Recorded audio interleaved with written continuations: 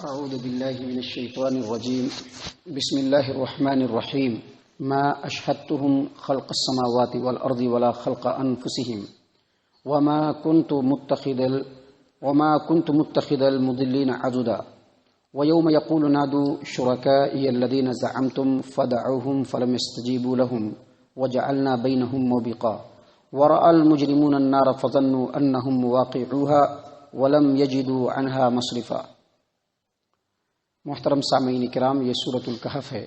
سورۃ الکہف سے ابھی آپ کے سامنے آیت نمبر 50 پر 1، 50 پر 2، 50 پر 3، 51، 52، 53 یہ 3 آیات تلاوت کی گئی. اس سے پہلے یہ بات بتلائی جا چکی ہے کہ یہ جو سورت ہے یہ مکی سورت ہے، اور اس میں عام طور پر جو مخاطب ہے وہ مشرکین مکہ ہے، اور مشرکین مکہ کا عقیدہ بھی معلوم اور بالکل واضح ہے کہ مشرکین مکہ اس بات کا عقیدہ رکھتے تھے کہ اللہ تبارک و تعالیٰ پورے کائنات کا خالق و مالک ہے، سبھی کو روزی دینے والا اللہ تبارک و تعالیٰ ہی ہے. لیکن اس کے باوجود ان کا عقیدہ یہ تھا کہ جو ہمارے بت ہیں یہ اللہ تبارک و تعالیٰ کی بیٹیاں ہیں، یعنی فرشتوں کے نام کو اپنے تصور میں لا کر کے اس کی تصویر بنا کر کے انہوں نے بت بنایا تھا، اور یہ سمجھتے تھے کہ یہ اللہ کے قریب، اللہ کے پیارے مخلوق ہے، اللہ کی بیٹیاں ہیں، اور اگر ہم ان کو خوش کر دیں گے، ان کو راضی کر لیں گے تو یہ ہماری باتوں کو اللہ تبارک و تعالیٰ تک پہنچا سکتے ہیں اور ہماری بگڑی بنا سکتے ہیں.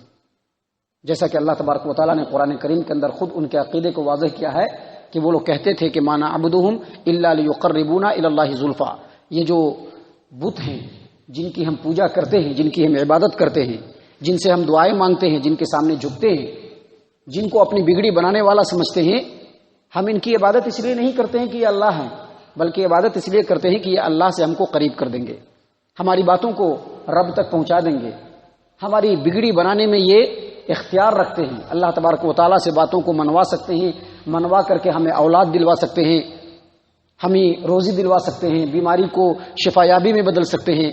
یہ سارے عقیدے تھے جو مشرکین مکہ کے تھے. اور اگر دیکھا جائے اس عقیدے کے پس منظر میں تو آج بھی مسلمانوں کا ایک بڑا طبقہ اسی طرح کا عقیدہ رکھتا ہے. اللہ تبارک و تعالیٰ نے مشرکین مکہ کو مخاطب کرتے ہوئے فرمایا ما اشہدتہم خلق السماوات والارض ولا خلق انفسہم، یہ جو تمہارے معبودان ہیں جن کی تم عبادت کرتے ہو، جن کے سامنے جھکتے ہو، جن کے اوپر چڑھاوے چڑھاتے ہو، جن سے دعائیں مانگتے ہو، جن کو مشکل کشا سمجھتے ہو، جن کے بارے میں یہ سمجھتے ہو کہ اللہ تبارک و تعالیٰ کے اختیار میں یہ بھی شریک ہیں، جب ہم نے زمین و آسمان کو پیدا کیا تھا اس وقت بھی ان کو نہیں بلایا تھا. ولا خلق انفسہم، اور جب ہم نے ان کو پیدا کیا تھا تو اس وقت بھی ان کو نہیں بلایا تھا. یعنی اللہ تبارک و تعالیٰ یہ فرما رہے ہیں کہ یہ جو آسمان ہے، یہ جو زمین ہے، یہ جو پوری کائنات ہے، اس کو بنانے والا میں ہوں، اور جب میں اس کی تخلیق کر رہا تھا، جب میں اس کو بنا رہا تھا تو اس وقت تمہارے ان معبودوں کو میں نے نہیں بلایا تھا کہ آؤ مجھ کو مشورہ دو کہ کیسے بنے گا، اور نہ ہی تمہارے ان جھوٹے معبودوں کو جب ہم نے بنایا یا ان کو پیدا کیا تو اس وقت بھی ان کو نہیں بلایا کہ یہ آئیں اور مشورہ دیں، کیونکہ ہمیں کسی کی مدد کی ضرورت نہیں ہے. تنہا کائنات پر میں اختیار رکھتا ہوں، میرے اختیار میں کوئی بھی دخل نہیں دے سکتا، میں جو کہہ دوں گا وہی ہوگا. اللہ فرما رہے ہیں ما اشہدتہم خلق السماوات والارض، جب ہم نے زمین و آسمان کو پیدا کیا تھا اس وقت تمہارے ان جھوٹے معبودوں کو نہیں بلایا تھا، اور نہ ہی ان کی پیدائش کے وقت ان کو بلایا کہ آؤ تم کو کیسے پیدا کیا جائے، کیونکہ ہم کو کسی کی مدد کی ضرورت نہیں. اور اللہ آگے فرماتے ہیں وما كنت متخذ المضلین عضدا، اور اگر مان لیا جائے، ایسا تو ہو نہیں سکتا ہے، اور اگر فرض کر لیا جائے، سپوز کر دیا جائے کہ ہم کسی کو مددگار بنائیں گے ہی، تو ایسے بدبختوں کو مددگار کیوں بنائے جو دوسروں کی گمراہی کا سبب بن رہے ہیں. یعنی اللہ تبارک و تعالیٰ ایسے پیروں، ایسے ڈھکوسلے بازوں کی طرف مخاطب کر کے فرما رہا ہے کہ جو دوسروں کی گمراہی کا سبب بنے ہیں، جو زبردستی چاہتے ہیں کہ میرے پیر پر لوگ جھکیں، جو چاہتے ہیں کہ ہم کو اپنا پیر بنا کر کے رکھیں، جو چاہتے ہیں کہ لوگ ہم کو اللہ تبارک و تعالیٰ کا بہت بڑا ولی سمجھے، تو ایسے گمراہوں کو ہم اپنا مددگار کبھی بھی نہیں بنا سکتے.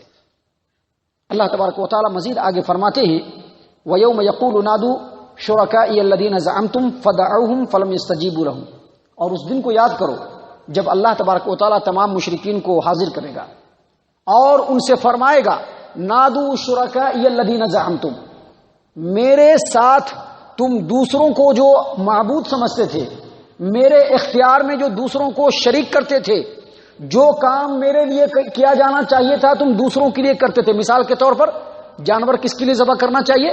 اللہ تبارک و تعالیٰ کے لیے. ایک عام جانور بھی ذبح کریں گے تو بسم اللہ پڑھ کر کے ہی ذبح کریں گے.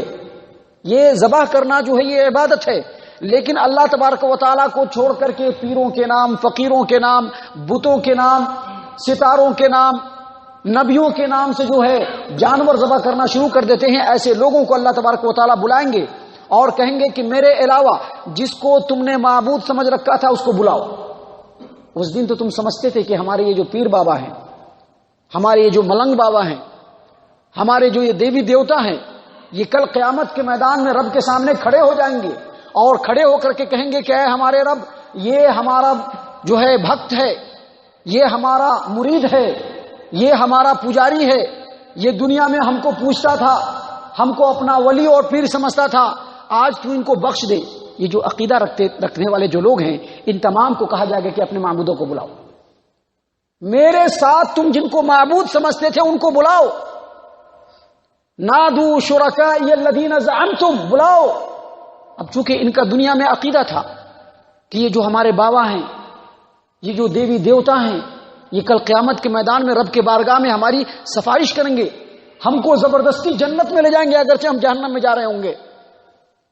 یہ لوگ اسی وقت پکارنا شروع کر دیں گے، اپنے پیر بابا کو بلائیں گے، اپنے دیوی دیوتا کو بلائیں گے، اللہ تبارک و تعالیٰ کے علاوہ جن کے سامنے سر جھکاتے تھے، جن پر چادریں چڑھاتے تھے، پھول مالا چڑھاتے تھے اور دوسری نظر و نیاز چڑھاتے تھے، جن سے مانگتے تھے دعائیں اور جن کو کہتے تھے کہ اے فلاں بابا ہم کو کھانا دے دے، ہماری بگڑی بنا دے، نوکری لگوا دے، ایگزامینیشن میں پاس کروا دے، بچہ دلوا دے، تو ان لوگوں کو یہ پکاریں گے. اللہ فرماتے ہیں فدعوہم، پکاریں گے، فلم یستجیبوا لہم، لیکن وہ جواب نہیں دے پائیں گے.